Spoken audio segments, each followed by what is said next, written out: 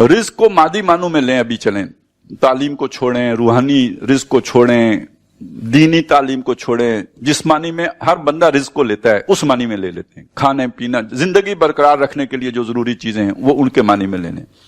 सबसे ज्यादा जरूरी चीज क्या है जिंदगी को बरकरार रखने के लिए? ऑक्सीजन। ऐसा ही है ना, चंद लम्हों में जिसके बगैर इंसान को जो खत्म हो जाएगा, कौन देता है? और आप सोचें, इसकी पोजेशन मुमकिन हो, किसी मल्टीनेशनल कंपनी के पास इसके प्रॉपर्टी राइट्स चले जाएं, तो ये किस भाव में मिलेगी आपको? वो जिंदगी बचाने वाली अद्वियात की कीमत का अंदाजा लगाए ना, फिर उसी रेट पे मिलेगी ऑक्सीजन भी। वो उस अल्लाह को देखें, उसने ये आपको मुफ्त प्रोवाइड कर दी। और फिर जरा इस अंदाज में देखें, अब हमें कुछ थोड़ा सा अंदाजा होता है ना कायनात कितनी वसी है, कभी वो आंख खोल के देखें कि ये कितनी वसी और अरीज कायनात है, मतलब हमारे तस्वुर से बाहर है।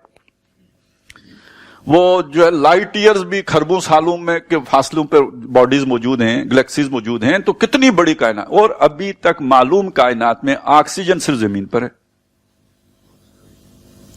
ये तो बिल्कुल ऐसी बात है, जो बच्चा पैदा होता है ना, मुंह से वो नहीं रख देते, वो जो हॉस्पिटल में किसी वो उस शीशे के अंदर, तो इनक्यूबेटर में।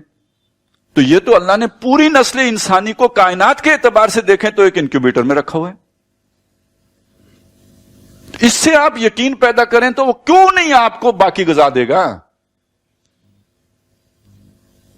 सिर्फ हिला आपने करना है, थोड़ा सा हिलजुल करनी है, बाकी सारा ये कहते हैं ना, ये जमीन को किसने फाड़ा जिसके अंदर से वो निकला है। वो कितनी वो सुई जो निकलती है गंदम की या किसी भी अनाज की जो फसल होती है, वो उसमें क्या ताकत होती है कि जमीन को फाड़ के बाहर आ जाए। अन्ना सबबनल मा सब्बा, हमने बरसाया ये पानी, बरसाव किया इसका। वह शककनल अर्ज़ शक्का, हमने फाड़ी है ये जमीन जैसे फाड़ा जाता है। वह अंबतना फिया हब्बा, फिर उसमें हमने दाना उगाया है। तो ये तो सारा हमारा एहतमाम है और तुम्हारे लिए है, तो फिर क्यों शक पड़ता है कि रिज्क नहीं मिलेगा? रह गई बात तरबियत की, लेकिन ये भी तो सोचे ना, तरबियत हम दे सकते हैं किसी को। और ये तो एक ऐसी बात है कि हमने देखा है कि बाज दीनदार लोग जिनको ये ख्याल था हम औलाद की अच्छी तरबियत करेंगे, तमाम कोशिशों के बावजूद मुमकिन ही नहीं हो सका। ये तो अल्लाह ने अपने हाथ में रखा है, किसको हिदायत देनी है, किसको नहीं देनी है, किसको कहां ले जाना है, किसको कहां पटकना है। हम तो थोड़ा काम करके बाकी दुआ ही कर सकते हैं, ये हमारे बस में कहां है। और कितने हैं कि जिन्होंने अपने बच्चों को इन अच्छे स्कूलों में छोड़ा है और वहां से वो नशेई बन के निकले, बद किरदार बन के निकले, मां बाप को गालियां देने वाले बन के निकले हैं, और बदतमीज और बदतहजीब बन के निकले हैं। तो तरबियत कोई किसी के हाथ में है? तो जहां रिज्क हमारे जिम्मे है वहां पे अच्छी तरह से परवान चढ़ाना।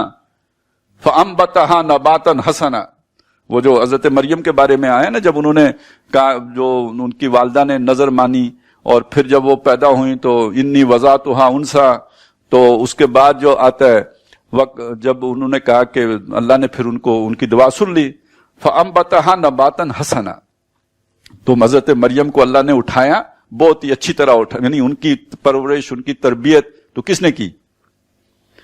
उनको वो आदाब जिंदगी किसने सिखाए? तो ये तो सारा हमने किया। फअंबतहा नबातन हसना व कफ़लहा ज़करिया, और उसको ज़करिया की कफालत में दिया। तो जहां रिस्क हम देते हैं, तरबियत भी हम करते हैं।